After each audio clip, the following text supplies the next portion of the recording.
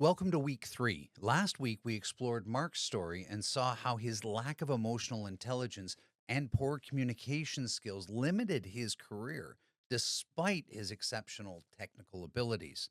This week, we're going to see what happened when Mark's manager, Gary, tried to address these problems through team based work and difficult conversations. Gary had been Mark's manager for about 18 months when he realized that he had a serious problem. Mark was undeniably their most technically capable developer, but his presence on the teams was consistently damaging team performance rather than improving it.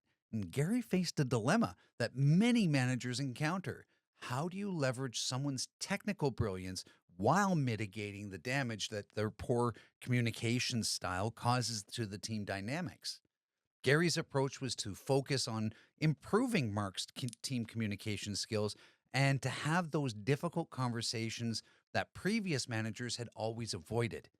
Now, what unfolded over the next year or so provides us with a detailed case study of everything we need to understand about team communication and difficult conversations. Some of Gary's interventions worked, many didn't. By examining both his successes and his failures, we're going to be able to understand the principles that make team communication effective and the skills required to navigate those difficult conversations successfully. This is not just Mark's story anymore. This is Gary's story about trying to manage someone who is both highly valuable and highly problematic. As you move into the professional roles, many of you are going to find yourself in Gary's position, needing to address communication problems within the teams. Understanding what Gary did right and what he did wrong will prepare you for those challenges. Gary understood that intellectually that professionals spend much of their time in teams and that strong communication improves productivity and morale and that effective teamwork creates career opportunities. What he hadn't fully appreciated before managing a person like Mark was how one person with poor communication skills could undermine all of these benefits for an entire team. When Gary first became Mark's manager, the team included six developers working on a major platform redesign. On paper, this was a strong team. Four of the six developers had excellent communication skills and worked really well with each other. One was average, and then there was Mark. Gary assumed that Mark would be somewhat difficult, but that his technical skills and the contributions could vastly outweigh any interpersonal friction.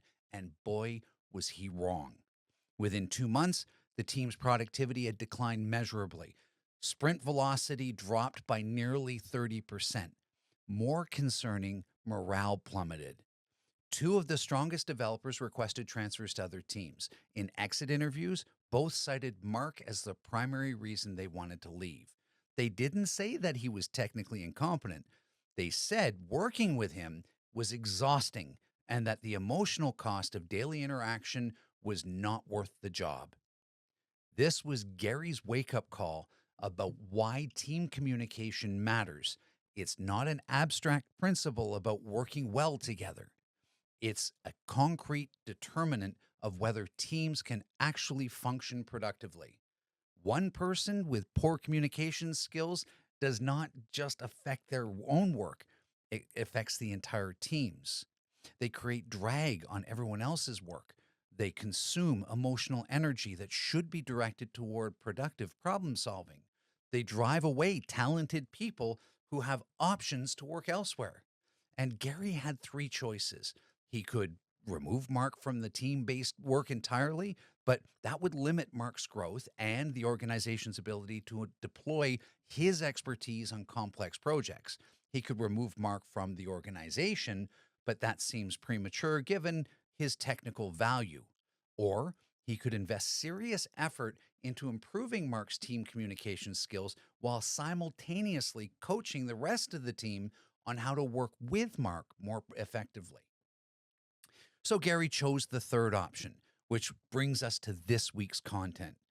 Everything we cover today emerged from Gary's year long effort to make Mark functional in a team environment and to have that difficult conversation necessary to create that change. Gary started with the research on what makes teams effective. He knew that effective teams had clear goals and shared purpose, defined roles, and accountability, open and respectful communication, and trust among team members. His challenge was that Mark's presence was actively undermining all four of those principles. Clear goals and shared purpose were difficult to maintain because Mark would unilaterally reinterpret goals based on his own technical preferences. In one project planning meeting, the team had agreed on a goal to deliver a working prototype within 3 weeks that would allow the user testing of core workflows. Mark heard this, but decided the prototype should also include performance optimization because he believed performance was more important than the team's stated priority of getting user feedback quickly.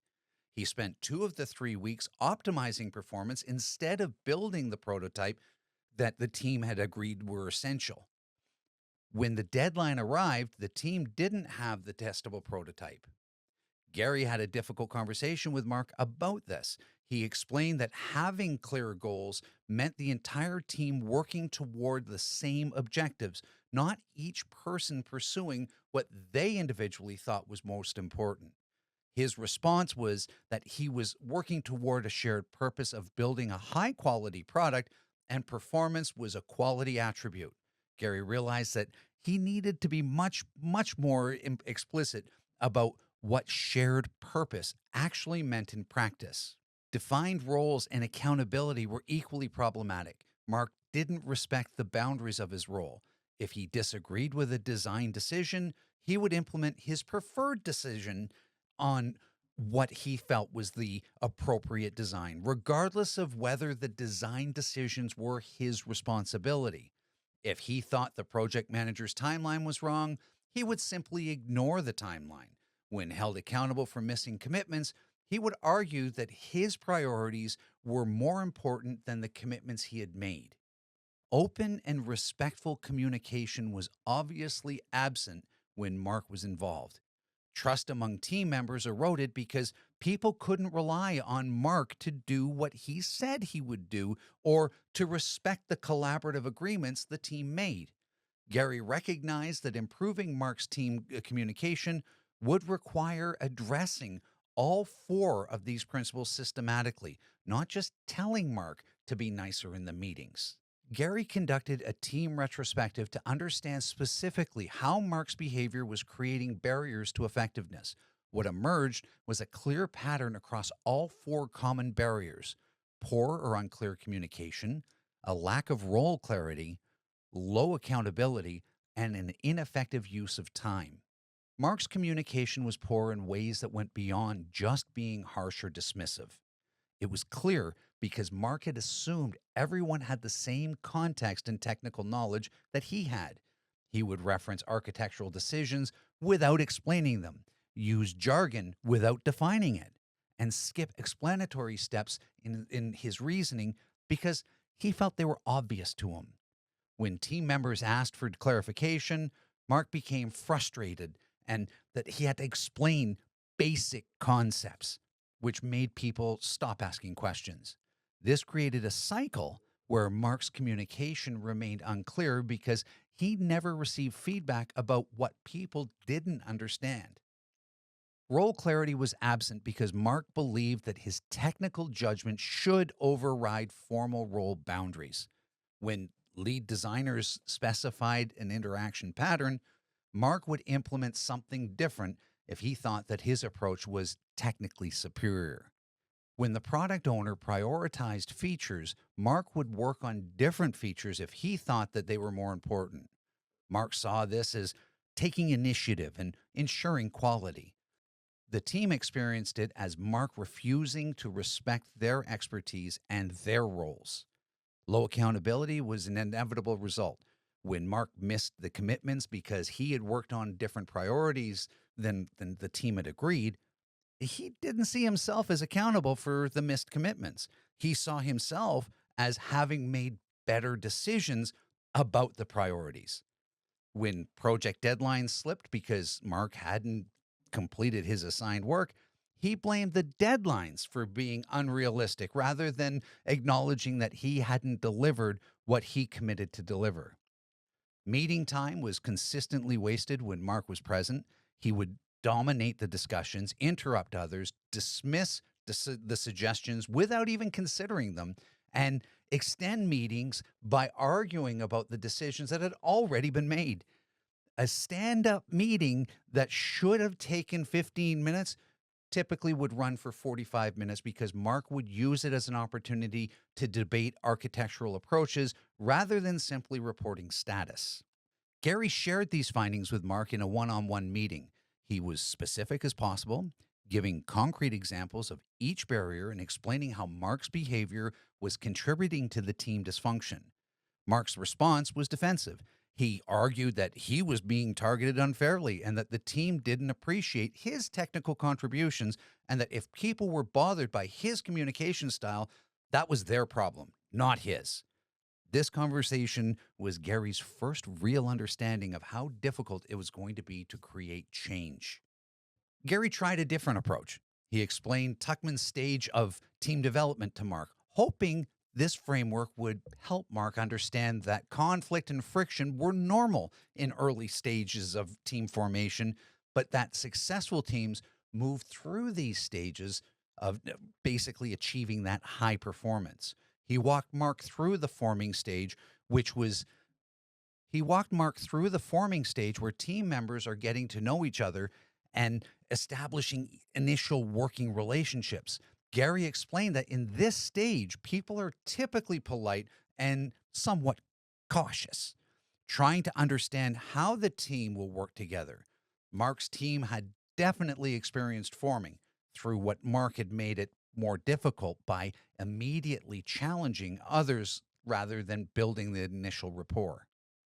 The storming stage involves conflict and competing ideas as team members advocate for different approaches and work through disagreements about how to accomplish these goals. Gary pointed out that some level of storming is healthy because it means people care enough about the work to engage in productive conflict. However, what Mark was doing was not productive conflict. Mark was not advocating for his ideas in ways that allowed the team to evaluate them fairly and reach collective decisions. He was imposing his ideas unilaterally and treating disagreement as incompetence.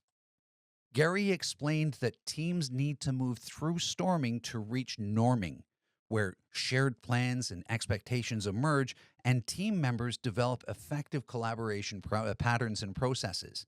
So Mark's behavior was keeping the team stuck in perpetual storming.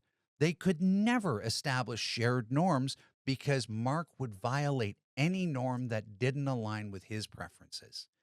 The performing stage, where teams do efficient, high quality work because they've established effective processes and strong working relationships, was impossible to reach with Mark on the team.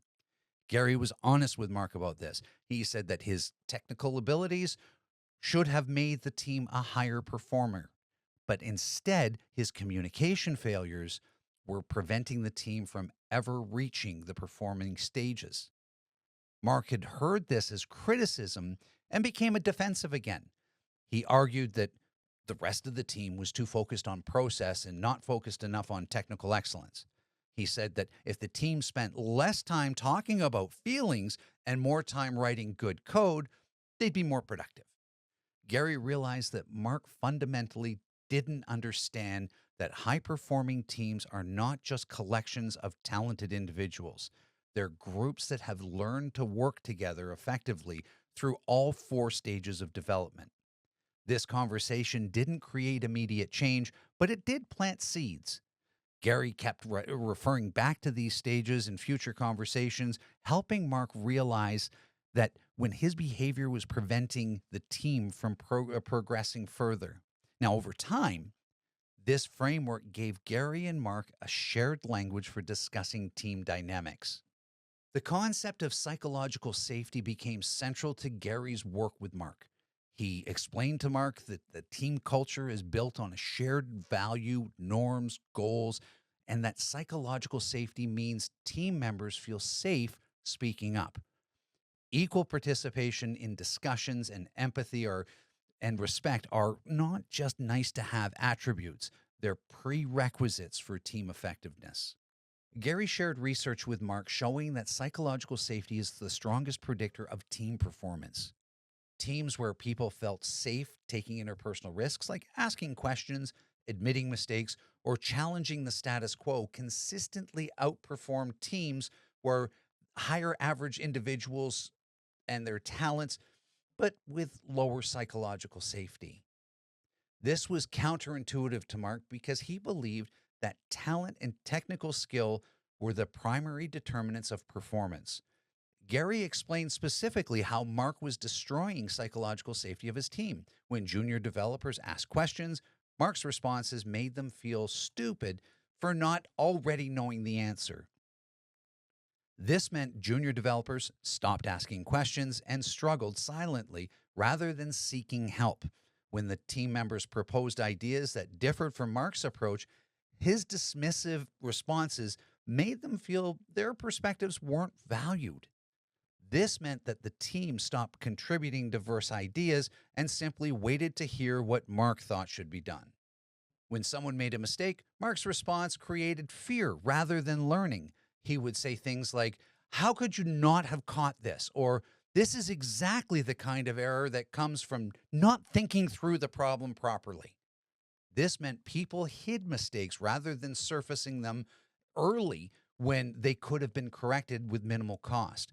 Mistakes would compound until they became serious problems because people were afraid of Mark's response. Gary showed Mark concrete data on the consequences. The number of questions asked in team meetings had dropped by more than half over 6 months. The number of alternative approaches proposed during planning had dropped to nearly zero. The time between when mistakes were made and when they were disclosed to the team had increased from an average of 1 day to more than a week. All of these trends indicated declining psychological safety, and all of them were correlated to Mark's presence on the team. Mark struggled to accept this. He argued that the psychological safety was code for coddling people who should be more resilient. He said that if people couldn't handle his direct feedback, they weren't cut out for professional technical work. Gary tried to help Mark understand the difference between direct feedback and psychological safety. Direct feedback within a psychologically safe environment is valuable. Direct feedback in an environment where people feel constantly judged and at risk is just destructive. Gary gave Mark a specific challenge. For the next month, Mark's goal was to ask 3 questions in each team meeting before making any statements. The questions should be genuine attempts to understand others' thinkings, not rhetorical questions designed to expose flaws. Gary had hoped that this would help Mark experience what it felt to create space for others rather than dominating discussions. The experiment had mixed results, which we'll explore further in later slides. Gary worried that in trying to reduce Mark's domination of the team discussions, he might inadvertently create the opposite problem of groupthink. He explained groupthink to Mark as suppressing dissenting opinions, assuming agreement without real discussion, and pressure to conform, all of which led to poor decision making. Ironically, Mark's behavior was creating a form of groupthink, even though Mark himself was highly opinionated, because people had learned that disagreeing with Mark was emotionally costly. They stopped voicing dissent. They would nod along with Mark's proposals even when they saw problems because challenging Mark was not worth the conflict. This meant that the team was not getting the benefit of the diverse perspectives and decisions were being made without adequate scrutiny. Gary described a specific incident. The team was deciding between 2 architectural approaches for a new feature. Mark strongly advocated for an approach based on microservices. 3 other team members had concerns about the operational complexity that this would introduce given the team's limited DevOps capabilities. In a healthy team dynamic, this would have led to productive debate about trade offs between architectural elegance and operational pragmatism. Instead, When the team member raised concerns, Mark dismissed them by saying that the concerns reflected outdated thinking about service oriented architecture. The second team member started to speak up, but stopped mid sentence when Mark began shaking his head dismissively. The third team member said nothing. The team moved forward with Mark's microservices approach. 6 months later, the operational complexity was crippling the project, exactly as the team members had feared, but had been afraid to adequately advocate against. This was groupthink induced not by excessive cohesion, but by fear of the one dominant team member. The result was the same: poor decision making because dissenting opinions were suppressed. Gary explained to Mark that his behavior was creating the exact opposite of what he claimed to value. Mark said that he valued technical rigor and careful analysis, but his communication style was preventing rigorous analysis from even happening because people wouldn't voice concerns that were needed to be addressed. Gary implemented a new team norm specifically designed to counter this dynamic. Before any major technical decision was finalized, the team would do a pre-mortem where they imagined the project had failed and worked backward to identify what might have gone wrong. This structured approach to eliciting concerns made it easier for team members to voice reservations because they were following a process rather than directly challenging Mark. The pre-mortem technique worked reasonably well. It gave team members permission to raise concerns without a structured framework. Mark still sometimes responded defensively, but Gary could intervene and remind Mark that this was the point of the exercise. They were to surface all possible failure modes, not debate whether each concern was valid. Over time, this helped the team avoid groupthink while giving Mark practice in hearing concerns without immediately becoming defensive. Gary wanted Mark to understand that diversity improves team performance, not just an abstract principle, but as a concrete mechanism for better problem solving. He explained inherent diversity, age, gender, ethnicity, and acquired diversity, experience and skills, and how diverse teams solve problems more effectively. Mark's initial response was to dismiss this as political correctness rather than as performance optimization. Gary anticipated this and came prepared with research and specific examples. He pointed out that the microservices decision that had caused so many problems could have been avoided if the team had genuinely considered the perspective of the team member with operations experience who had raised it. That team member brought acquired diversity to the form of different expertise, and ignoring that diversity had been costly.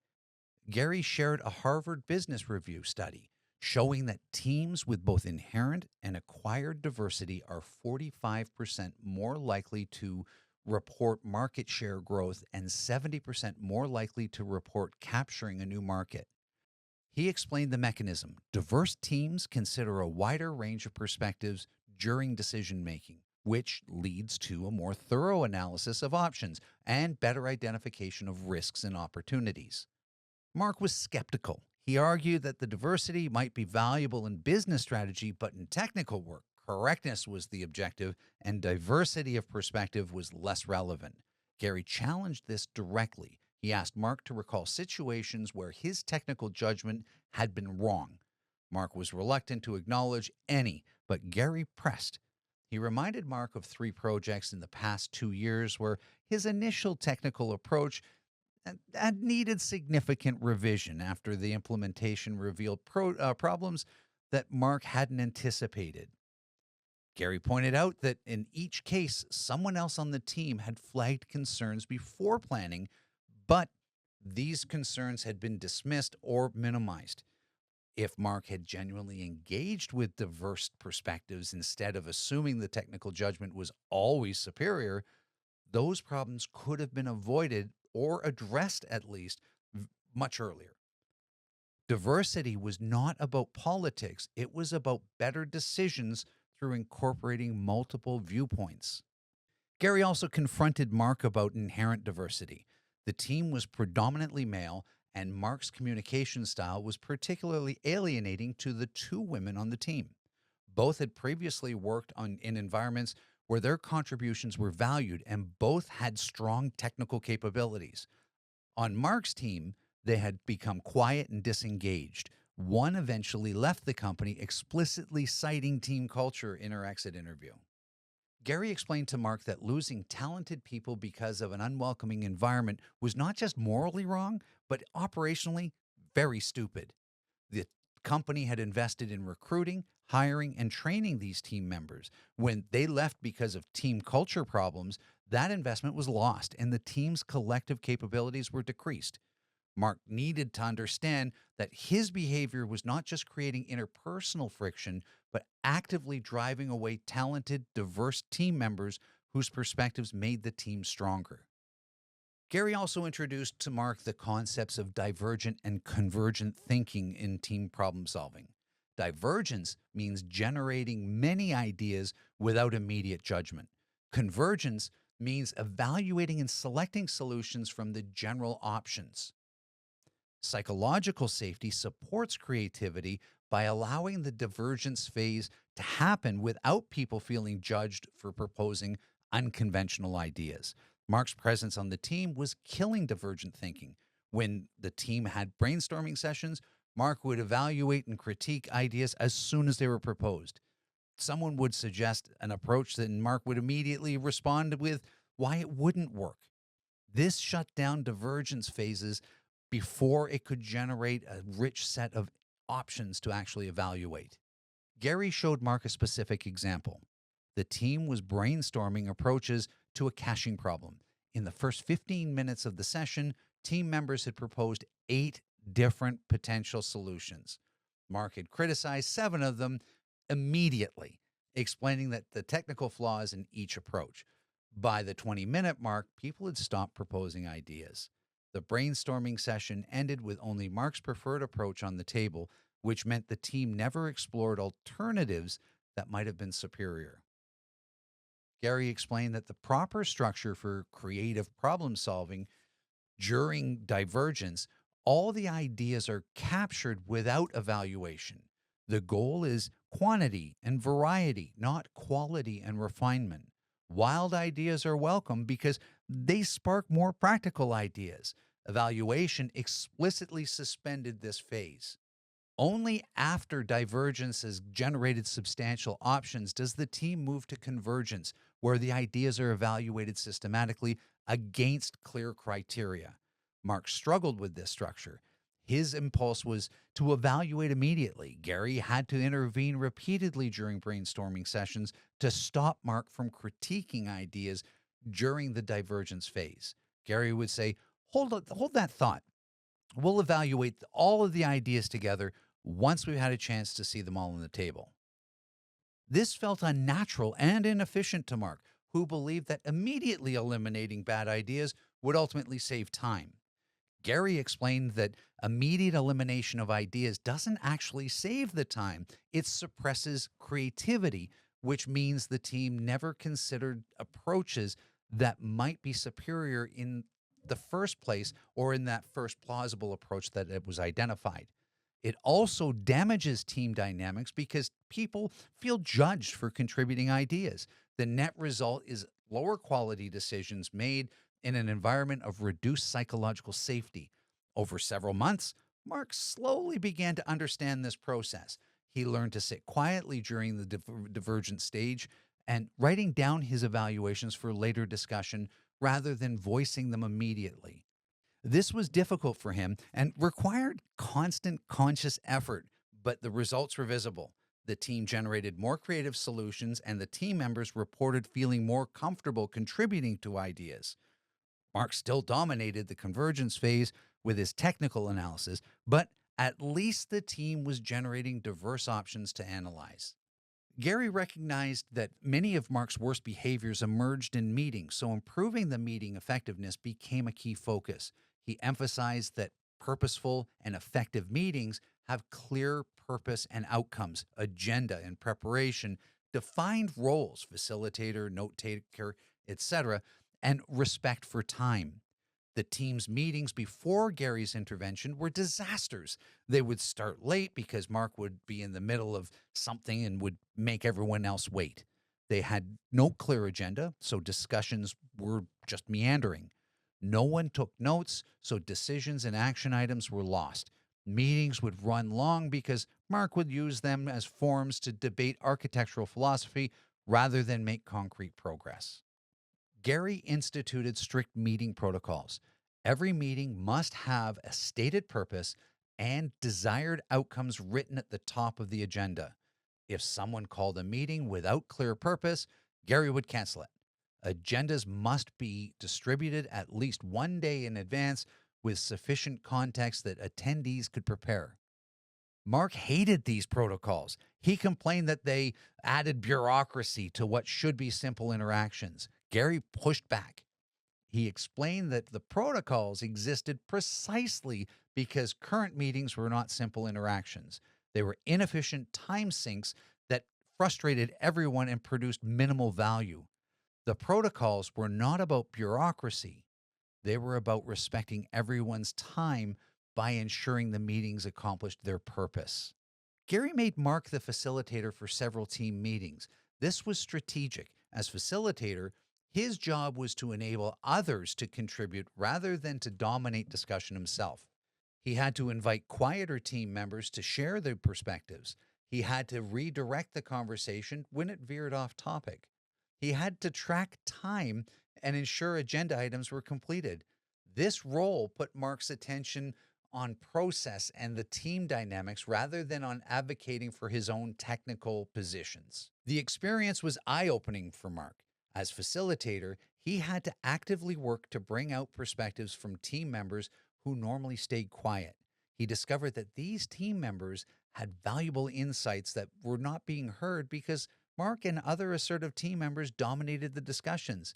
He experienced that the frustration of trying to keep the meeting on track when one person, ironically another strong-willed developer, kept hijacking the agenda to discuss their own priorities. After Mark facilitated 3 meetings, Gary debriefed with him. He asked Mark what he'd learned about the meeting dynamics from the facilitator role. Mark admitted that he hadn't realized how much work it took to run an effective meeting. He also grudgingly acknowledged that when he was not focused on advocating for his own position, he could hear more of what others were contributing. Gary used this as a teaching moment about the difference between attending meetings to broadcast your own views and attending meetings to engage in collaborative decision making. Building on the protocols established earlier, Gary worked with Mark on specific techniques for running effective meetings, encourage participation, keep discussions focused, build consensus, and end with clear action items. Encouraging participation was particularly challenging for Mark. His natural style was to dominate, and he had to learn completely different behaviors. Gary coached him on specific techniques, directly invite quieter people to share by name. Shen, I'd like to hear your perspective on this approach. Notice when someone tries to speak but gets interrupted and circle back to them. Aisha, I think you were about to say something before we got sidetracked. Thank people for explicitly for their contributions. That's a really useful point. Thank you for raising it. These behaviors felt artificial to Mark at first. He complained that calling on people by name was like treating adults like school children. Gary explained that many people won't speak up in meetings unless explicitly invited, not because they lack confidence, but because they're being respectful of others' speaking time. In meetings dominated by a few strong voices, explicit invitation is necessary to ensure participation is generally equal. Keeping discussion focused required Mark to develop discipline that he hadn't previously exercised. When the team got sidetracked on the tangential technical debates, Mark would often be the one pursuing that tangent because he found the technical question interesting. As a participant, this was merely annoying. As a facilitator, Mark had to actively cut off the tangents, including his own, to keep the meeting on purpose. Building consensus was the most difficult skill for Mark to develop. His instinct was to advocate strongly for his position and then declare victory when others gave up arguing with him. Gary explained that this was not consensus. This was capitulation.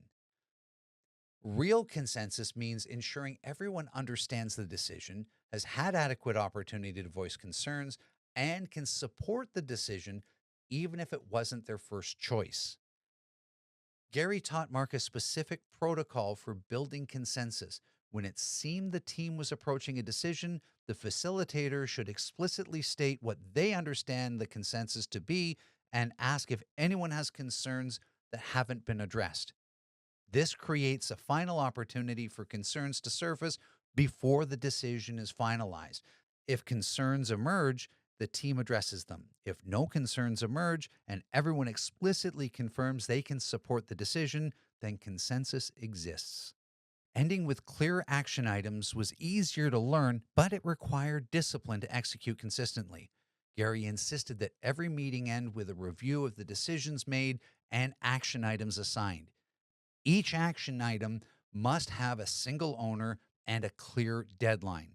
This review must happen before the meeting ends, not afterward via email, because reviewing while everyone's present ensures shared understanding.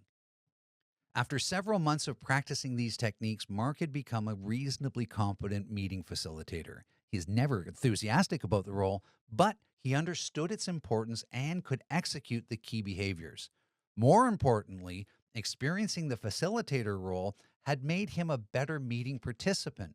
He was more aware of when he was being dominating and dominating the discussion and more conscious of making space for others. The improvement was a modest one, but meaningful. Gary's organization began working with more distributed teams and project based teams that formed quickly for specific initiatives, then disbanded. These online and short term teams require quick trust, clear expectations and structure, inclusive communication practices, and professionalism in virtual settings. Mark's communication challenges were amplified in these contexts. In face to face interactions, team members could at least read Mark's body language and tone, which occasionally softened the harshness in his words. In written communication and video calls, his messages came across even more bluntly. An email from Mark that said, "This approach is completely wrong and needs to be redesigned," had no softening for nonverbal cues. The recipient experienced it as pure criticism with no recognition of their effort or explanation of the problems.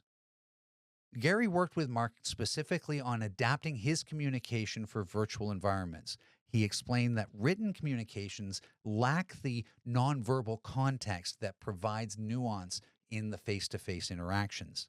This means written messages need more explicit framing to convey tone and intent.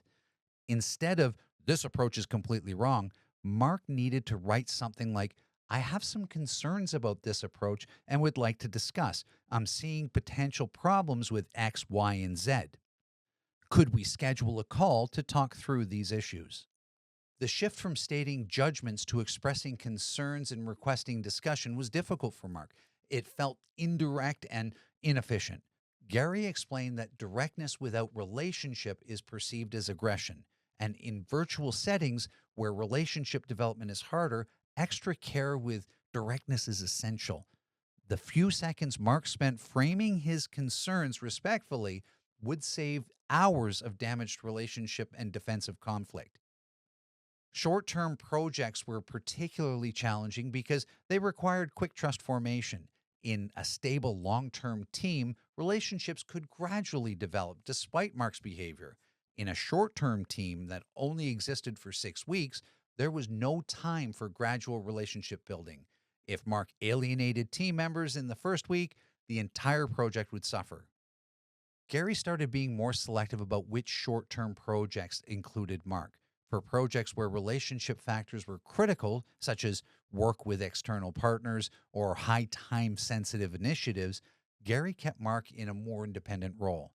For projects where Mark's technical expertise were essential, despite the risks, Gary would brief the team in advance. He would explain that Mark was sometimes direct in ways that could come across as harsh, that this was not personal, and that the team members shouldn't hesitate to push back if they felt dismissed. This briefing helped somewhat, but was not a complete solution. because Gary was essentially asking other team members to do the emotional labor of managing around Mark's communication deficits. This was not sustainable or fair, but it was the temporary accommodation Gary made while continuing to work with Mark on his skill development. Gary also worked with Mark on professionalism in virtual settings. Mark would sometimes be visibly distracted during video calls, working on other tasks while supposedly attending the meeting. Gary set explicit expectations, camera on for all video meetings unless there was a technical reason it couldn't be. Full attention during the meetings, not multitasking. One wait one full second when Wait 1 full second after someone stops speaking before starting to speak to account for video delay and to create space for others who might also want to contribute. These were small adjustments, but they made Mark's virtual presence somewhat less disruptive. This brings us to the heart of Gary's experience with Mark, managing difficult conversations. All of Gary's work with Mark required having difficult conversations repeatedly, address issues early, listen actively, stay calm and respectful, focus on solutions, not blame. These principles sound straightforward, but executing them with someone as defensive as Mark was extraordinarily challenging. Gary's first major difficult conversation with Mark happened about 3 months into their working relationship.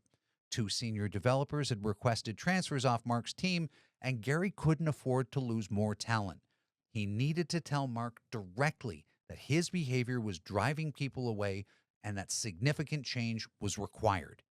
Gary prepared carefully for the conversation. He gathered specific examples of problematic behaviors and their impacts.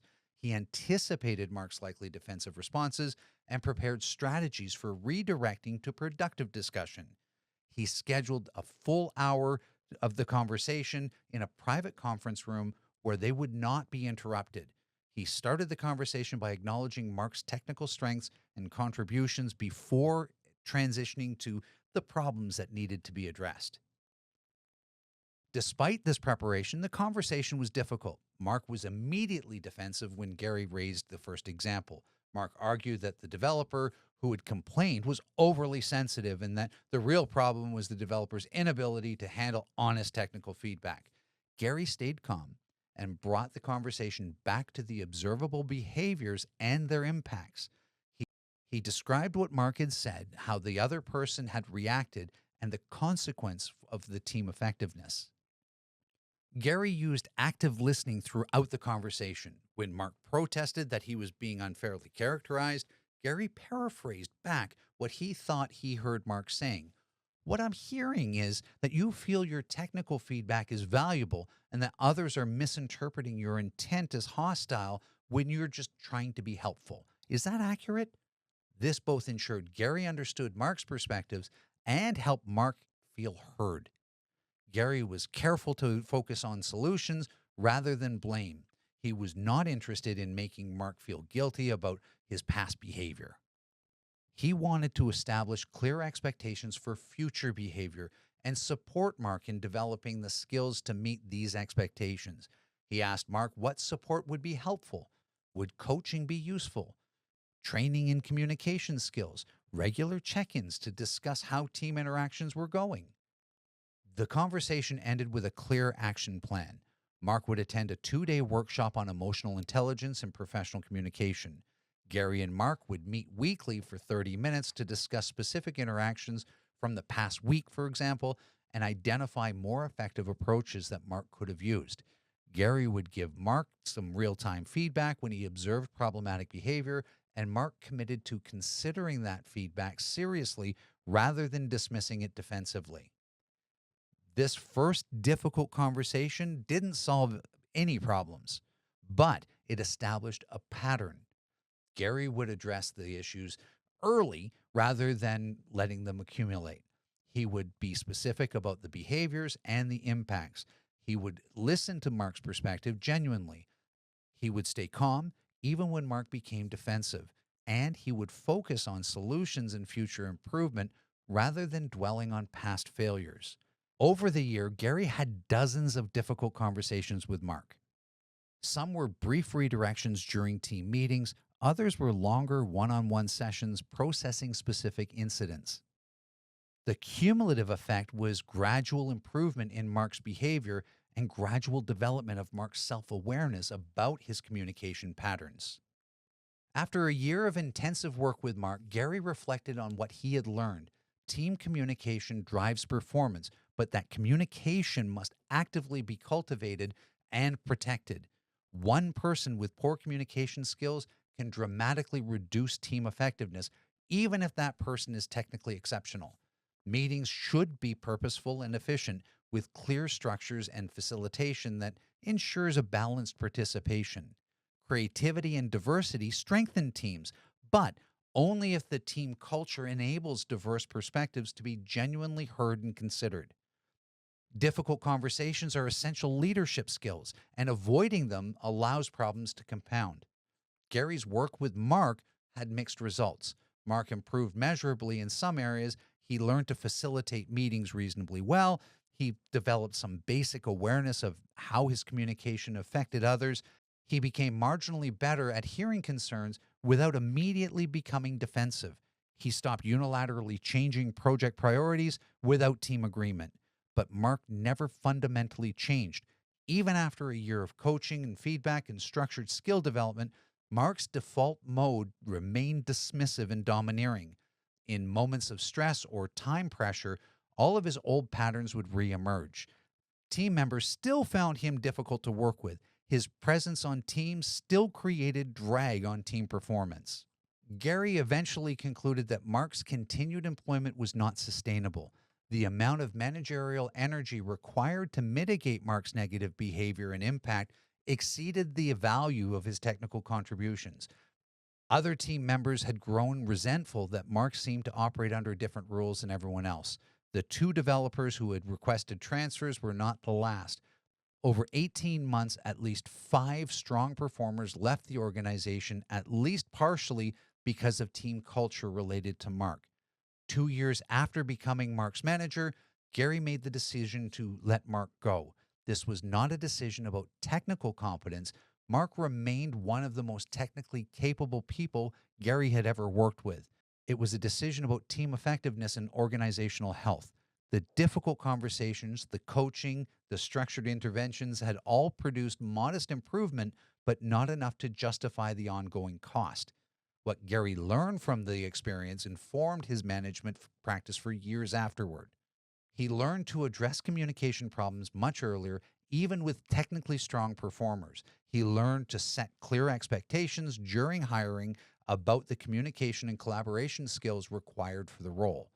He learned to recognize when coaching could develop someone's skills versus the fundamental interpersonal patterns were too deeply ingrained to change substantially.